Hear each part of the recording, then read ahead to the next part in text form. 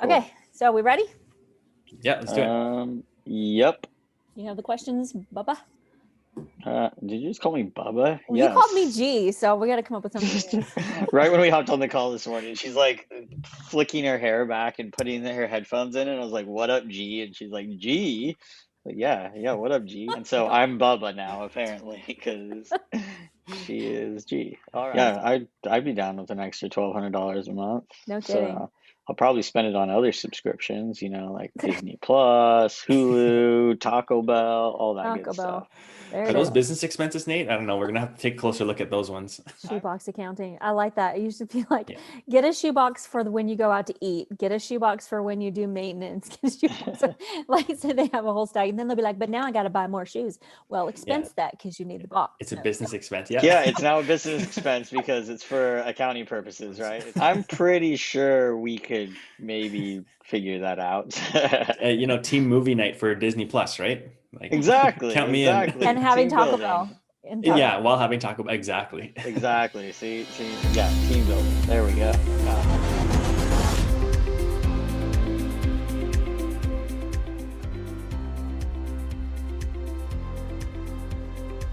Welcome to the messy back end of entrepreneurship. This is Mark Deal of Podcast Editor Academy and Podcast Guest Academy. We all know that the back end is where most businesses fail. This is the podcast about cleaning up the messy back end so you can save time, make money, and succeed. I felt it myself due to people, processes, and platforms. And now here are your hosts, Sheila J. Logan and Nate Tucker. Welcome. Thank you. Thank you all so much. We have a wonderful show for you today. To become financially free, we have to know our numbers, especially as entrepreneurs. We must learn to be financially literate and understand the fundamental basics of needs versus wants, budgeting, paying yourself first, and the mess of finances. Dave Ramsey once said, "I believe that through knowledge and discipline, financial peace is possible for all of us." On our expert segment today, we're going to be speaking with Nelson So. Nelson is a chartered professional accountant and a personal finance coach who helps people pave their way to financial freedom. He's a believer that mindset is everything. He's taken the first step to helping others improve their money mindset by creating the 100-Day Money Mindset Journal, which helps people develop a stronger, more positive money mindset that will unlock their unlimited potential to attract money into their life. Nelson graduated from the University of British Columbia Sauder School of Business. He started his career as an external auditor in public practice, working with publicly traded companies, private small businesses, not-for-profit, and government organizations. And you'll hear real questions and stories from real entrepreneurs with real messy backends. As an added bonus for the Messy Backend Exposed, our expert Nelson will not only share his experience, expertise, and the tools he suggests to get your backend cleaned up, but he will also expose the true story of a business based on the numbers. If you are an entrepreneur with a messy backend and you would like to submit your story or question, give us a call at 801-810-6726 or visit us at themessybackend.com.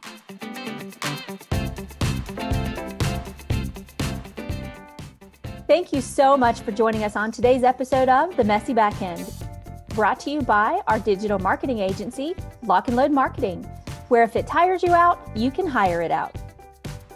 We're fast approaching episode 100, so we wanted to take a minute and stop and thank you for being such great listeners. Seriously, we can't do this without you. Thank you so much for listening and supporting us these last 2 years. We've loved sharing our expert guests, our stories, our experiences, our embarrassing, messy backend bloopers with you. We've just loved everything about this podcast. And if you love the show as much as we do, we want to hear from you. Leave a review on your favorite podcast platform or email us at hello@themessybackend.com. Who knows? Soon we may just have cool branded swag to give out to our top fans. That's going to be super cool. And don't forget to subscribe to your favorite podcast platform. You can find all of those links at themessybackend.com/subscribe. So never miss an episode because they're pretty fun. Then check us out on Facebook and YouTube for video episodes. Now onto our expert, Nelson So, for his expert advice. Don't mess your seat, folks. Here we go. So today we have a messy back-end question submitted by a couple of anonymous listeners. Let's tackle them one by one. So first, what tools do you recommend for tracking finances, and how is the best way to make sure I'm doing it right? Second, do I need a line of credit for my business? And third, should I consider using the SBA for a loan? If not, where do you suggest I get financial help to grow my business? So let's tackle those one at a time. So first, the tool. How do we track them? How do we make sure we're doing it right? Yeah, awesome. First of all, Sheila, Nate, thanks so much for having us on the call. Really, a pleasure to be here and share experience with you guys and your listeners. So much appreciated. I know there's 3 questions today, so we'll hammer them out one by one. But just hearing those questions, I think they all kind of resonate around the same thing in terms of corporate finance or even personal finance. For number one, like tools for finances, I like to keep it simple for people who are running like their own personal. Like just use a spreadsheet. You don't need any crazy tracking apps or devices. I mean, there's so many apps these days that the more apps you have, the more confusing it can get, to be honest. I like to tell people, if you can keep it simple and if you can do everything on a spreadsheet, then go for it. For businesses, if you really need to start upping your game, there's, programs like QuickBooks or Wave accounting that really can get you to that next level, but you're going to need an expert who knows how to use those softwares to really get maximum potential out of it. But again, it goes back to, I would say, using an Excel sheet if you can. And if your business is more complex than that, then maybe upgrade into like a QuickBooks or different type of software. We had a bookkeeper on, so we're going for the don't just stash it in a shoebox, track Yes. it somehow at least, right? Yes. I mean, one strategy for, sole proprietors or just, small businesses, it is a little bit kind of an old school way, but it works, is to have one of those folders that have like different, I guess, sections, so to speak. And then you can throw all your, meals receipts into one section, all your car receipts into one section. And that way it makes it easier at the end of the year when you hand it over to your accountant. That poor soul who's looking at the receipts and like sorting them through, at least they know, these ones are meals, these are car expenses, these are other tools or whatever it may be, as opposed to here's a shoebox of crumpled up receipts. Half of them are wet, half of them are not legible. An accountant's nightmare. So please don't do that. So question for you, because right off the bat, you said, hey, I recommend a spreadsheet if you don't have anything else. And then you said, you get one of those more complicated softwares, you might need to hire an expert to do that. You probably are a numbers guy, being an accountant, those type of things. A lot of people aren't. So I know a lot of people, you say, hey, just use Excel, and they open it up and their eyes gloss over and they go, I don't know what to do, how to do it. I know that it can be done and there can be numbers, but do you have a simple way for those that aren't numbers savvy and who aren't financially literate? Do you have a suggestion with using Excel or even just a different way to kind of keep track of things? Yeah, the easiest way is really to just track your income and your expenses. You don't have to get all fancy with things. I mean, literally, you can have one section where you just list out all your income that you've earned during the year. In kind of like a laundry list format or like a grocery list format, whatever you want to call it. It could be like, job A, job B, job C, I earned, I don't know, $500, $1,000, whatever it is, and then just have a total. And then that way throughout the year, you're keeping track of where your money's flowing in, and you're not scrambling at the end of the year going, oh shoot, let me grab my bank statements and see where my, what is this $100 relating to? What is this 500 relating to? Like, you have a systematic way to track it. And it doesn't have to be every day. Like, it could be every week or every month, even depending on the frequency of your transactions. And the same thing from an expense side, right? If you have, one credit card that's dedicated to business expenses. I always tell business owners, don't ever use the same credit card for personal and business, because what's going to happen is you're going to, go out for lunch with your family, swipe your credit card. Then you're going to take a business client out for lunch, swipe your credit card, and you're going to see the expenses and go, oh shoot, which one was business, which one was personal? And you're going to spend more time spinning your wheels. So I always say, if you can separate it out, have one card for business, one card for personal, and just have that trigger in your mind. Okay, this is a business expense, use the business card. So that's like, for me, that's a good way to sort. And then on the Excel sheet side, totally understand You open the sheet. If you're not versed with Excel, it's like, holy crap, where do I start? It's this blank sheet with all these boxes everywhere. I don't know what to do. Keep it simple. Like, meals expenses, list them out. Maintenance expenses, list it out. Rent, if you're paying rent for your office space, just list it out every month whenever you make the payment. Yeah. So basically it's like one step up from the shoebox, right? For those who may not like spreadsheets even, which I could like geek out on spreadsheets, but the way that I actually did mine to figure out which column to put things in for my accountant was I looked at my taxes from the previous year and where he filed everything, because I don't know about in Canada, but in the United States, they have the form shows you what the categories are that they're looking for. I just took those same categories and made columns out of those same categories. So I already knew I was putting it in a column that would benefit my tax accountant. So I didn't have to pay him hourly to figure out which column to put it in. I could do that for him. And I just do it once a month. That's pretty simple. I know Nate actually uses Wave. I tried to use QuickBooks for a little while. I'm not well enough versed in it. It took more time than it was worth for me. So I'd rather just hire someone else to do that. Yeah, I did take a class in college on QuickBooks, and I still don't know it. So, yeah, saying that you spent some time learning and you couldn't do it, that's absolutely the truth right there. So, yeah, listeners, don't get discouraged if you try out an app and you're just like, this isn't me, because some apps are written for left brain people and some apps are written for right brain people.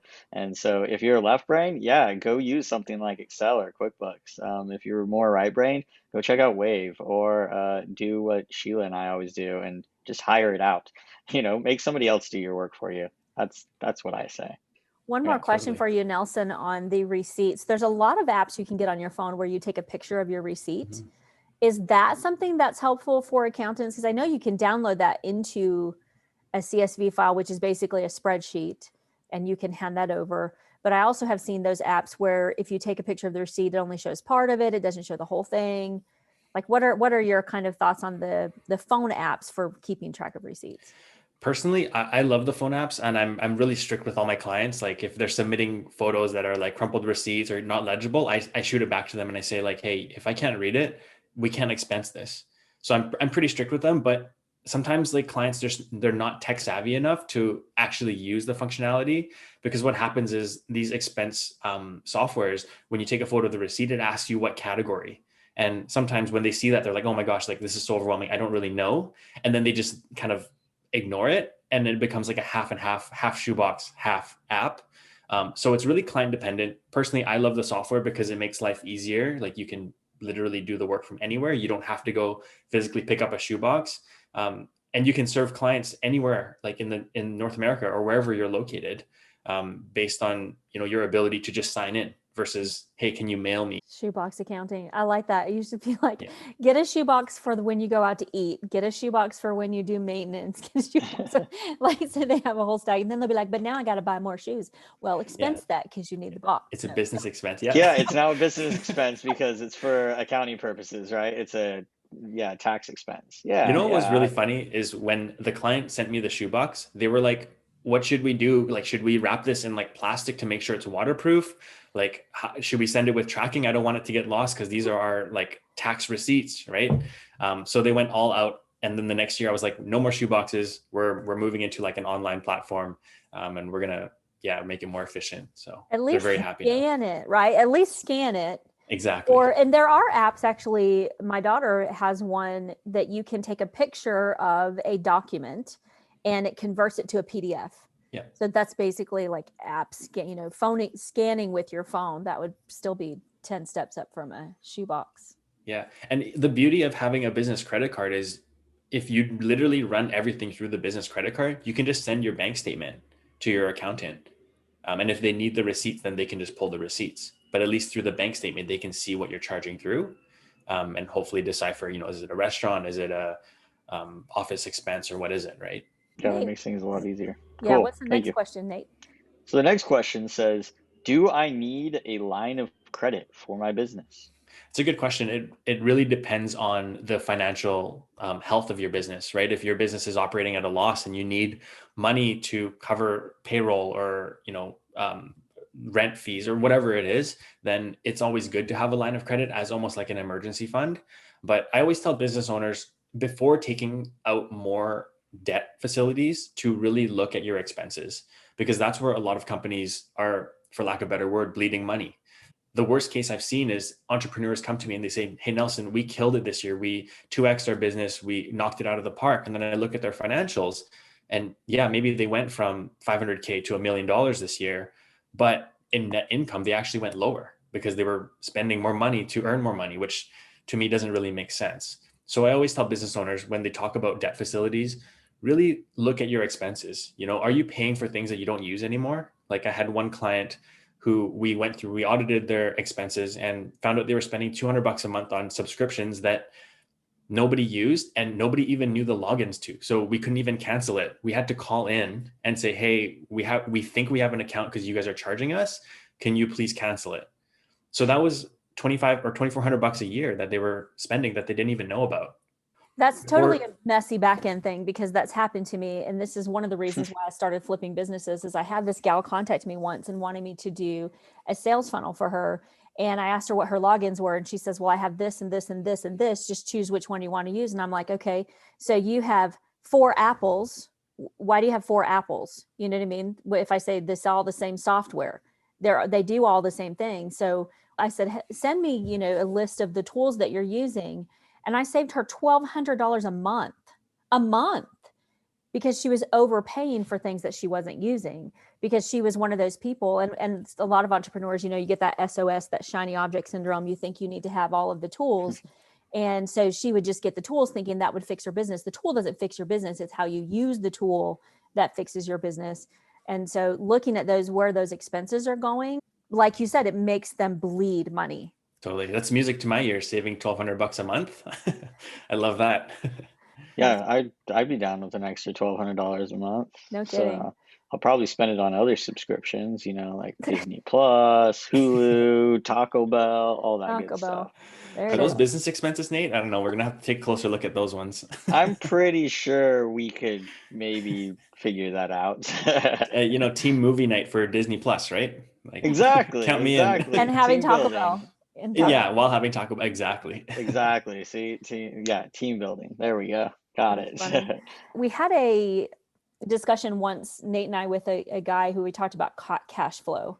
And the conversation got us really interested in what is cash flow? How do you understand it? This is kind of a side question from us. When you say the health of the business, that reflects in cash flow, right? So if you could actually kind of explain what is cash flow, how do you kind of watch it? When you hear that term, that probably gets you all happy. Like, we have positive cash flow. That means what exactly? Totally. I'll explain it more from a personal perspective. I think maybe listeners are probably thinking like, what's my own personal cash flow? And it's exactly the same thing for business too. But when I explain it in personal terms, most people can relate to it. Just think about how much money you actually bring into your bank account every month and how much money actually goes out of your bank account every month. Because usually when we spend money, we put on a credit card and we're like, oh, I'll just pay it off in 45 days or whenever it's due. Right? But you don't actually see the impact. Okay, January, how much money did I actually bring in net of my taxes and fees and all that kind of stuff? And how much did I actually spend? And when you actually break that down, you might realize that, after my savings, my expenses, my rent, mortgage, whatever, I'm actually cash flow neutral. And cash flow neutral means that you break even. Like, you don't actually make money that month. So when somebody's cash flow positive, it just means that they bring in more money than they actually spend. And if you're cash flow negative, I've had some clients realize like, holy crap, I'm cash flow negative. Like, this is terrible. I need to fix it. It's a critical situation. I always tell them like, no, like, calm down, because understanding that you're cash flow negative is a really great thing, because then you start looking at how can I earn more money, or where can I start saving money? Or am I spending money in areas that I don't need to be spending money? Like, maybe I don't need Disney Plus right now. Maybe Netflix is good enough, something like that. Right. And it really gets people to critically think about where their money's going. It makes you think about needs versus wants too. 100%. Yeah. And I know that's one of your big platforms, is teaching needs versus wants. And I know in personal life that's really a hard thing to do. But when you geek out like Nate and I, it's really hard in business, because we're like, oh my gosh, I want that font. And fonts are like what, $7 to $150, right? Anywhere in that range. And so you think, oh, it's only $7. It's kind of like you take your kids to the dollar store and they're like, oh, but it's only $1. And when you get up to the front, it's like $50 worth of only $1. it's the compound effect of all those trips to Taco Bell, that kind of pile up and make you realize that, any positive cash flow we may have had just got eaten at the Disney Plus party. Absolutely. I love that. I love the needs versus wants. It's one of the fundamental core principles that I teach everybody. And I always preach it because people forget it. Especially during now, the holiday season, when you think, I was talking to a friend, actually, I shared this story on LinkedIn, and I was just chatting with her about sticking to a holiday budget. And then we talked about impulse buying, and she's like, oh my gosh, I'm so bad at that. And then of all the people, she decided to confess to me that she had impulse bought a $50, I think it's a bathtub tray. So when you're taking a bath, it's a tray that goes across your bathtub for you to put your drink and your book and your iPad or whatever on it. And I was like, but you don't actually have a bathtub. Am I right? And she's like, I don't have a bathtub, but I bought it because I impulse bought this thing because I wanted it. And I was speechless, and I was like, listen, you can't be doing that because, this is clearly a want. It's not a need. And now you're out $50. What are you going to do with that thing? So needs versus wants is a huge fundamental topic that a lot of people forget. Yeah. I love that story. Just remind her that now she just needs to buy a bathtub. No. So. Yeah, exactly. And I'm thinking one of those and remodel the bathroom and yeah. Well, I'm thinking one of those maybe inflatable pools that she can just put in her living room or something, lay the thing across and just hang out there. You should get her one for Christmas or her birthday whenever it's coming up or whatever, and go fill it up in your house. I love it. Those metal bathtubs they used to have back in the olden days, everybody take a bath in the same day, and they put that big metal bathtub in the kitchen. They pour hot water in it and get her one of those. That's probably about the right width. in the kitchen too. In the kitchen. Yeah, in the kitchen. Love it. But you know what? The same thing applies for businesses, right? There's a lot of businesses. I work with a couple tech companies, and there's a lot of, tech companies. They're younger culture. They want the newest, the coolest, the shiniest things. And when I go in and look at their financials, I'm asking them, do you really need these softwares? Do you really need these, these tools, or some cases furniture or iPads or whatever it may be? And then they look at their cash flow situation and they're like, you know what, maybe we don't need this right now. So better decision making, hopefully save some money. Yeah, geeks buy tech. They don't buy bathtub trays. Yeah, that's what I'm like, no. We just bought all new charging cables for, the new iPhone 12. Well, do you have an iPhone 12? No, but that's okay. We got the new charging cables for them. Yeah. So. And it charges 2 times as fast for the phones we don't have. Exactly. So it's ready to rock and roll. The third question is really good. It says, should I consider using the SBA for a loan? If not, where do you suggest I get financial help to grow my business? So for anyone listening, we do actually have people all over the world. We actually have 64 listeners in Africa, which is totally cool. So I don't know if they have an SBA in Africa, or Ireland or Russia. We have listeners in Russia, which is really cool. SBA is a United States term for Small Business Association. They probably have those in all of the countries, I'm assuming. It's a good question. I'm going to be completely honest. I had to Google what SBA was because I'm from Canada. We don't have that here, but we have something very similar. It's like a government agency that I guess provides, I wouldn't say security, but I guess more confidence in lenders. So if you're a business and you need to get a line of credit or a loan or something like that, you go to the SBA or any other government agency in your country or state, and maybe there's more trusted advisors or trusted lenders. I think that's what it is. My general advice, again, goes back to kind of the line of credit question, is really assess if you need a loan, because even though the SBA is a great place to go because these lenders are verified, they're trusted, and you get better rates, you're still paying interest on these loans. You're still paying money that you might not need to pay.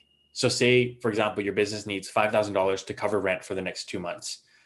But really what you can do is look at your expenses. Maybe you can cancel the car lease because you have a couple of trucks that you're not using, or maybe you can get a delay, or not a delay, but delay on your rent payments or lease payments for a couple months. If your staff aren't in the office, work with your landlord on some sort of agreement like that before going towards getting a loan, because a loan with interest is going to bring you deeper into the hole. We have a couple of episodes about bootstrapping, and our listeners are those people who are in the middle of the hopefully the end of the bootstrapping era, which is where you're funding everything yourself, meaning your children go without so that you can build a business, so they have a future, into the flipping more into the CEO type mentality and range, where you actually have, we call it, kind of like big girl business kind of thing. And so a lot of people do end up getting themselves into an awful lot of debt, and it will actually run your business to the ground.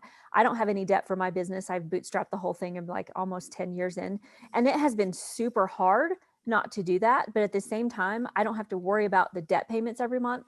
So, I mean, if you were to get a loan, let's say, like you said, to pay for rent, you're still going to have to pay rent next month. And now you're also going to be paying for rent for how many, 25 years, or how many long it takes you to pay off that $5,000 loan. And I think if a lot of people look at it in terms of what are my options right now, can we just really push and maybe pick up a new client instead, as opposed to paying for it, every single month. But yeah, the SBA here in the United States will help you with loans. They'll help you with the application process, getting your business ready, getting your business plan in place, which if you have a business plan, hopefully you don't need a loan.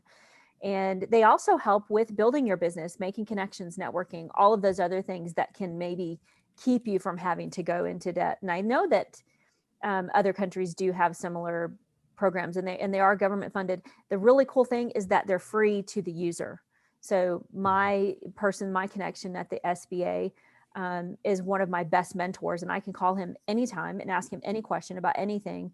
And he's always been one to help me find other ways outside of getting loans. And I know they do that too. They also can help you apply for grants as well, which you don't pay back, right? So yeah, I was just going to say, for small businesses or even like just startups, there's a lot of grants out there. I know Canada has a whole ton of grants, especially like pandemic relief stuff right now that's going on. So really encourage, small business owners, entrepreneurs, sole proprietors, really look for grants, because instead of taking out a loan that you're going to have to repay back, there's opportunities to get essentially free money. You just have to apply for it. There's actually a really neat one I'll put out to the Canadian listeners. You've probably heard of it already, but the government of Canada is offering a business loan to small businesses that qualify, with a portion of it that's forgivable. And I think it started at 10,000 that was forgivable, and I think they've upped it to 20,000. Don't quote me on that, but I do remember the amounts have increased. But there are opportunities to get forgivable loans from the government. So please check it out. It's out there for the taking. You just have to do your research. I think United States has something similar, where you can get a loan at 0% interest for a certain amount of time, or very low, 1-2%, and then part of it is forgivable depending. Yeah, like if you're using it for payroll or whatever, there are parts that are forgivable. So super great. So you heard it here first, guys. I'm gonna quote. It was Nelson. So he said that it went from 10,000 to 20,000. I'm just kidding. I always love it when people are like, "Don't quote me on that," because I do the same thing, Nelson, all the time. I'm like, I think that was the number that I remember reading. I'm not the expert, but go look it up. Don't quote me on this. Naturally, my name is in big red letters on a billboard the next day. That type of thing. So that's what we're gonna do. Quote Nelson. So love it. Hey Nelson, you mentioned at one point, you were like, okay, look at your cash flow, your money coming into your bank account versus the money going out each month. And you said, hey, if you got the same amount coming in as the same amount coming out, that's kind of a net income of zero. We've got no more, or I guess a net profit of zero. So with that being said, and I'm pretty sure Canada has similar tax laws, and I know you're not, a tax attorney. So another thing, we'll have an asterisk pop up on the screen. This is not legal advice. But I know a lot of times we go, okay, we don't want to pay Uncle Sam. I'd rather invest the money in my business, grow it or whatever, so that we can have kind of no tax liability there. What I'm getting at is, when do we decide and say, hey, should we be spending the money on the business and investing and growing, spending it on, say, new iPads at the end of the year, because we've got essentially 1 week left in the calendar year here, and we go, okay, we've got maybe a couple thousand left over. I don't want to be taxed on this amount, so let's grow it in the business. But at the same time, everything that I've been taught growing up is, hey, you need to save money, you need to have money, you need to have this reserve, those type of things.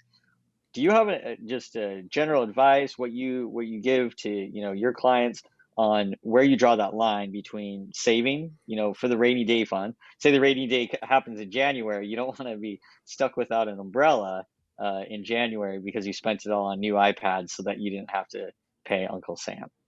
Totally. And I think in Matt's episode, he alluded to this about businesses and individuals that were kind of, stuck without a rainy day fund when the pandemic hit and there was job cuts and all these kind of terrible things that happened. But I think Matt did call it, I believe, the Great Pandemic.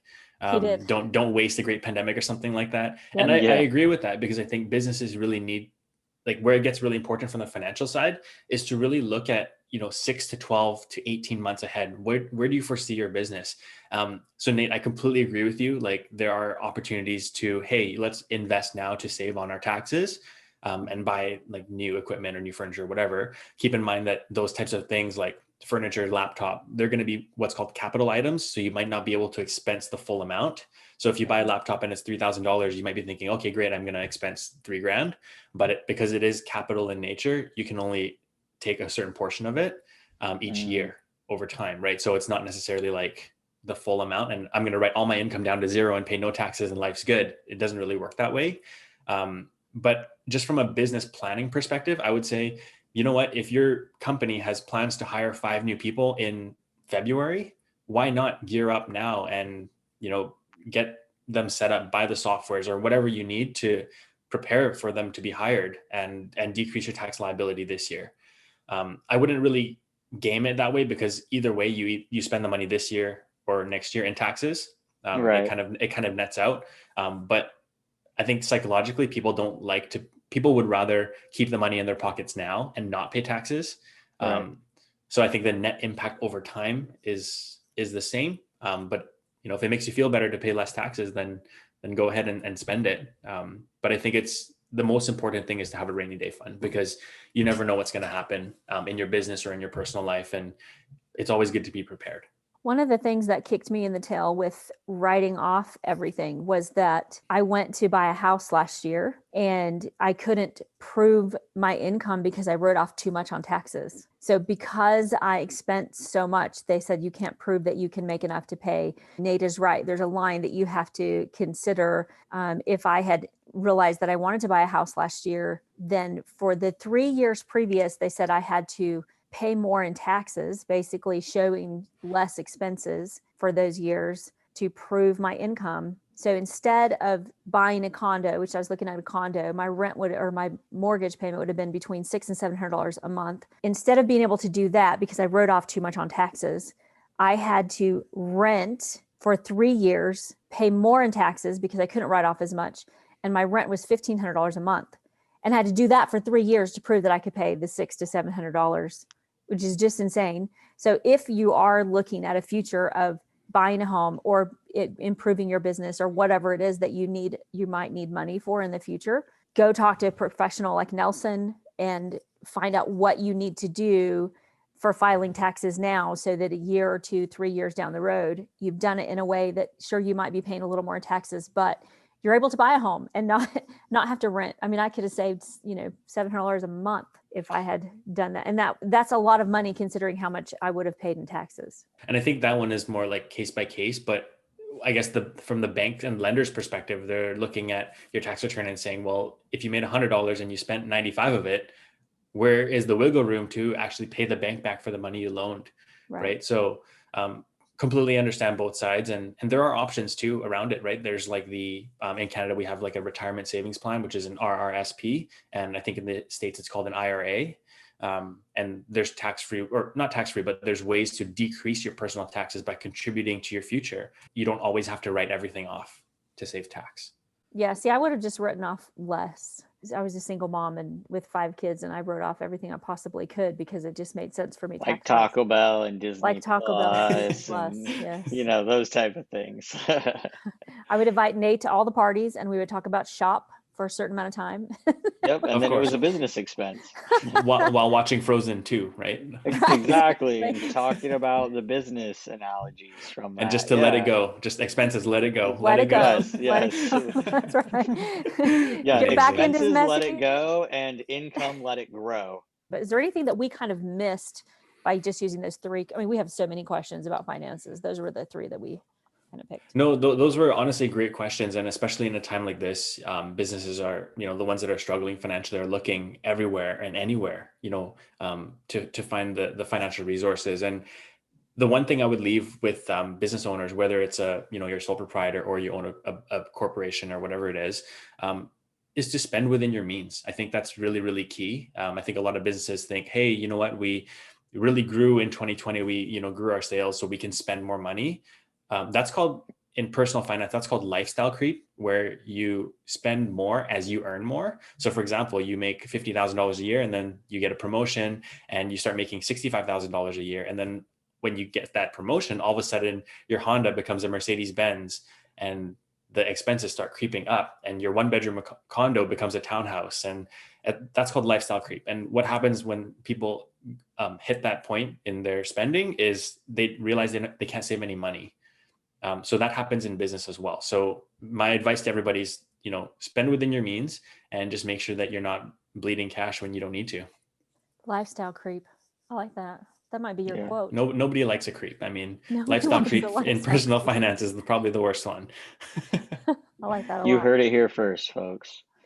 Don't be a lifestyle creep. Yeah. Nobody likes a creep. Nobody. Don't be a lifestyle creep. That's right. That's right. Love it. We appreciate it very much. Super helpful information. Thanks so much for being on the show. Thanks, Nelson. Well, hey, it was a pleasure to be on the show. Thank you so much for having me. I'm extremely grateful for the opportunity and really nice to meet you both. Thanks for listening to today's episode of The Messy Backend. We know you can't get enough of us. So have us on your podcast or have us speak at your next event. Visit themessybackend.com/speaking and send us your event details. It's true. We love speaking.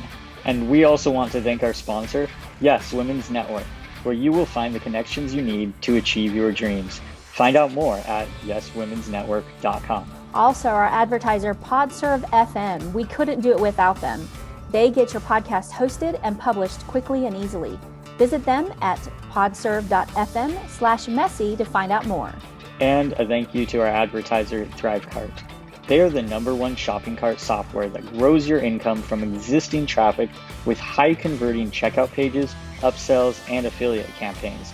Watch the video for how simple this cart solution is at themessybackend.com/cart. Once again, don't miss an episode. Head on over to your favorite podcast platform and subscribe today.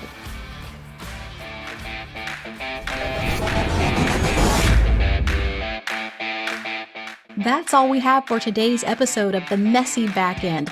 I'm Ella Glasgow, the general contractor of virtual events, founder of Beyond Virtual Events, where we create done-for-you, stress-free virtual events. And I don't know about you, but I'm feeling like my backend is getting clearer with every episode. I can tell you from my experience that keeping a solid eye on our mission to pull up on the greatness in people has been a key to the success of our business. Join us again next week as experts share more customized business advice and tips about all the messy stuff that goes on in the back end of entrepreneurship. Remember, you're not alone. Every business has a messy back end that needs a little attention. Love it. I had something else that I was about to say, and then my mind totally went blank on the 2 times as fast. Is your window open there behind you? It is not, no. Okay, it looks open. I was like, it's probably making Nate cold just looking at the window. Yeah. We don't have snow yet, but it's still cold. We got like 2 inches last night, but it's gone already. It's already melted. Oh my goodness. So- I had about a foot or 2 of sunshine yesterday, and it's still out there today. I can see it right now. I can't believe it. Great. Did you have to love shovel it. the sunshine off your driveway, or Yeah, how does that work? I actually threw my back out doing that. Yeah, So yeah, it was a lot of hard work. that's too funny. Shoveling sunshine. Yeah. Just come down here to Arizona. It's still the Wild West down here. We got saloons and all that stuff. So yeah, just come on down and party here until you die.